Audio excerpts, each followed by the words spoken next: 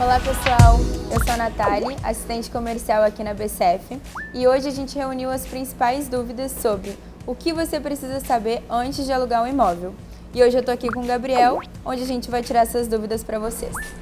Olá, eu sou o Gabriel, aqui do departamento de locações da BCF. Trabalho na parte comercial, fazendo os contratos, anúncios, e vai ser uma honra poder tirar as dúvidas aí sobre a parte de locações, o que a gente faz no nosso dia a dia. E vamos à primeira pergunta. O proprietário pode pedir o imóvel ao locatário a qualquer momento? Não, o contrato de locação ele possui um prazo que é determinado, né? Ele pode ser desfeito ou em comum acordo, ou o locatário, caso queira, pode desocupar o imóvel pagando a multa que está pactuada em contrato. E de quanto em quanto tempo a gente deve fazer um novo contrato? A cada 30 meses. Tá? Hoje o prazo mais aconselhável pela lei do inquilinato é o contrato de 30 meses, porque contratos residenciais com prazo diferente desse, eles se tornam autorrenovável por prazo indeterminado. Sendo assim, se o inquilino quiser suspender, o que ele precisa fazer? Caso o inquilino queira suspender o contrato, ele tem que avisar com 30 dias de antecedência, que seria cumprir o aviso prévio. Esse aviso prévio é necessário para que tanto o proprietário quanto o inquilino possam se organizar, tanto financeiramente quanto logisticamente, para poder ter a desocupação do imóvel.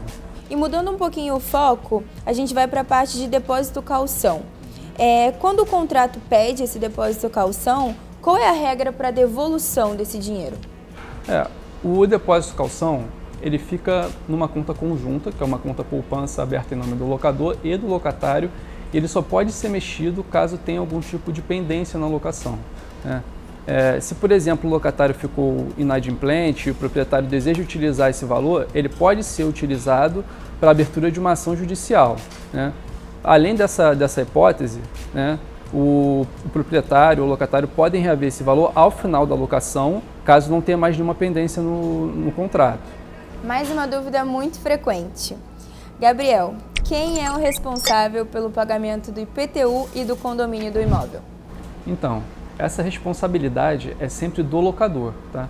O locador, enquanto proprietário, ele vai ter o IPTU, o condomínio, a taxa de incêndio, os demais encargos do imóvel no nome dele. Entretanto, ao locatário cabe a responsabilidade de fazer o reembolso. Então, pelo prazo que ele tiver no imóvel, ele vai ter que reembolsar ao proprietário esses valores de encargos. Condomínio, IPTU, taxa de incêndio, sempre proporcionalmente ao prazo que ele está no imóvel. Eu agradeço a sua atenção e as respostas. Para finalizar, eu gostaria de te pedir algumas dicas sobre tipos de garantia locatícia, por favor.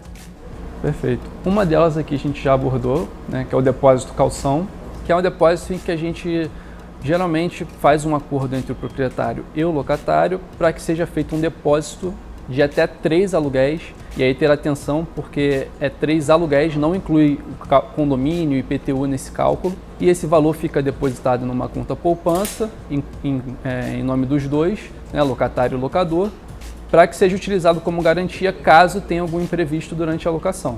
Um outro tipo é o fiador, que já é mais conhecido, né, no mercado, que é quando o locatário coloca um terceiro como garantidor da locação, e essa pessoa, além de ter os componentes de renda, emprego fixo, etc., vai ter que também oferecer um imóvel como garantia.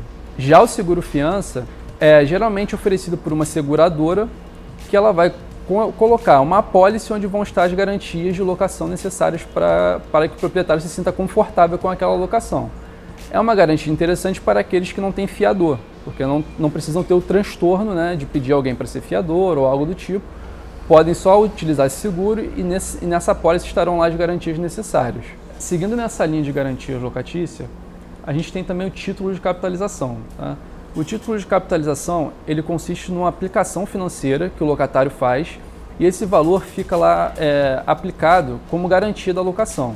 E aí o valor geralmente é estipulado. Em geral são 6 aluguéis, podem ser 10 aluguéis. E aí nesse caso, o proprietário e o locatário tenham interesse, é possível também incluir o valor dos encargos no somatório. Seria essa a diferença principal assim, para o depósito calção. Além de poder ser utilizado um valor maior do que 3 aluguéis, pode ser também incluído os valores de encargos, condomínio e IPTU. Há ainda uma outra garantia que já é menos usual hoje, que é a carta-fiança, que em geral é oferecida pelas empresas, né? E o locatário, funcionário de uma determinada empresa, ele pode utilizar aquela carta fiança que coloca a empresa como se fosse a garantidora do contrato de locação. Porém, existe uma diferença, ela não entra na condição de fiadora, ela entra na condição de garantir algumas condições daquela locação, como, por exemplo, o pagamento de aluguéis, que é o que, em geral, é garantido. Danos ao imóvel e outras questões, em geral, não entram nas cartas fiança. Muito obrigada, eu agradeço muito as informações.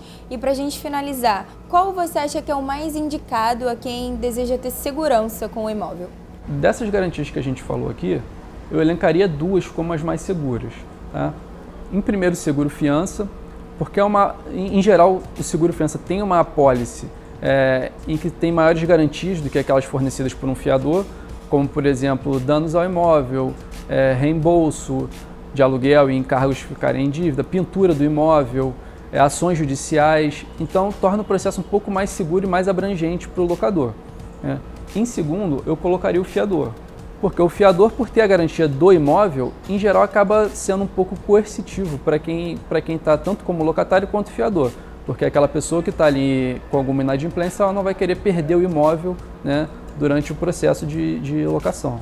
Seriam basicamente essas duas que eu indicaria, né, digamos assim. Então é isso. Agradeço a você, Gabriel, pelas dúvidas tiradas. Agradeço a você que está nos assistindo. E se ainda restou alguma dúvida, eu peço que entre em contato com a gente nas nossas redes sociais, pois será um prazer tê-los como cliente BSF. Então é isso. Obrigada, Gabriel, pelas dúvidas tiradas. Se ainda... Pô, deu mó barulhão, né?